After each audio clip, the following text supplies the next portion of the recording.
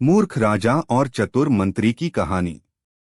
कई सालों पहले नदी के किनारे पर एक दियत्स नामक नगरी हुआ करती थी। इस नगरी में शासन करने वाला राजा बहुत ही मूर्ख था। वहीं राजा का मंत्री बहुत चतुर था। एक दिन शाम के समय राजा और मंत्री दोनों नदी किनारे टहलते हुए शाम का आनंद ले रहे थे। तभी राजा ने मंत्री से एक सवाल पूछा, क्या तुम बता सकते हो कि यह नदी किस दिशा में और कहां तक बहकर जाती है? मंत्री ने राजा को तुरंत जवाब देते हुए कहा कि यह नदी पूर्व की दिशा में बहती है और यह पूरब देश तक जाती है। इस पर राजा ने कहा कि वह नहीं चाहता कि हमारे देश का पानी पूरब के देशवासी इस्तेमाल करें। राजा ने मंत्री को नदी का पानी रोकने के लिए दीवार खड़ी करने का आदेश दिया। तभी मंत्री ने राजा से कहा कि ऐसा करने पर हमारा ही नुकसान होगा। राजा ने गुस्से में कहा कि पानी हमारा है और पूरब देश वाले मुफ्त में इसका इस्तेमाल कर रहे हैं और तुम बोल रहे हो कि हमारा नुकसान होगा।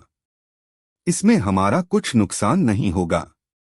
तुम जल्दी से जल्दी नदी में दीवार बनवाने का काम शुरू कराओ। मंत्री राजा की आज्ञा का पालन करते हुए कारीगरों को बुलाता है और नदी के पास दीवार बनवाने का काम शुरू करवा देता है। नदी में दीवार बनाने का काम तेजी से चलने लगा और कुछ दिनों में दीवार बनकर तैयार हो गई। यह देखकर राजा बहुत प्रसन्न होते हैं, परंतु उनकी मूर्खता के कारण कुछ दिन बाद जब बारिश का मौसम दस्तक देता है तो नदी का पानी पूरे गांव में भरने लगता है। धीरे धीरे पानी लोगों के घरों में घुसना शुरू हो जाता है।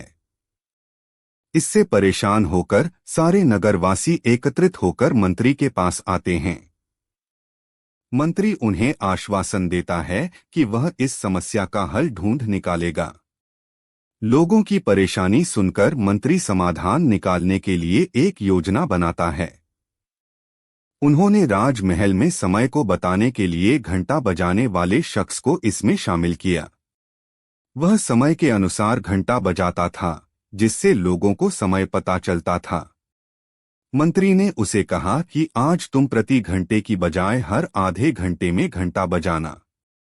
उस आदमी ने मंत्री ने जैसा कहा वैसा ही किया। इससे जब सुबह के 3 बज रहे थे तो उसने 6 बार घंटा बजाया। 6 घंटे सुनकर राजा और सभी नगरवासियों को लगा कि 6 बज गए हैं और सुबह हो गई है। राजा उठकर बाहर आता है तो वहां मंत्री पहले से मौजूद होता है। बाहर अंधेरा देखकर राजा मंत्री से पूछता है कि अभी तक सूर्योदय क्यों नहीं हुआ है। राजा के सवाल का जवाब देते हुए मंत्री ने कहा, महाराज प्रातःकाल हो चुकी है, पर हमने पूर्व दिशा वालों के यहाँ पानी को जाने से रोक दिया है, तो शायद इसलिए उन्होंने हमारे यहाँ सूर्य की रोशनी को आने से रोक दिया है। इसलिए सूर्य उदय तो हुआ है, पर हमारे देश तक रोशनी नहीं पहुंची है। ऐसा लग रहा है कि अब हमारे देश में सूरज की रोशनी कभी नहीं पहुंच पाएगी। यह सुनकर राजा चिंता में पड़ जाता है और मंत्री से पूछता है कि क्या इसका कोई उपाय नहीं है। तब मंत्री उत्तर देता है कि महाराज, अगर आप नदी का पानी छोड़ देते हैं तो हो सकता है कि वो भी सूरज को छोड़ देंगे। इससे राज्य में फिर से रोशनी आ जाएगी। राजा मंत्री को तुरंत नदी की दीवार तुड़वाने का आदेश देता है। मंत्री कारीगरों को नदी पर ले जाकर उन्हें दीवार तोड़ने के लिए कहता है। कुछ घंटों में कारीगरों ने दीवार गिरा दी और तब तक सूरज के निकलने का समय भी हो गया था। सूर्य उदय हो गया। सूर्य की लालिमा देखकर राजा बहुत खुश हुआ और मंत्री को इनाम देने की घोषणा की। राजा ने मंत्री की तारीफ करते हुए कहा कि तुम्हारे कारण हमारे राज्य में फिर से सूर्य उदय हो पाया है और तुमने हमारे राज्य को अंधकार से बचाया है। इसके बाद मंत्री कहता है कि महाराज, यह तो राज्य के लिए प्रति मेरा फर्ज था। कहानी से सीख, कभी भी दूसरों का बुरा नहीं करना चाहिए और न ही उनकी तरक्की देखकर उनसे जलन की भावना रखनी चाहिए।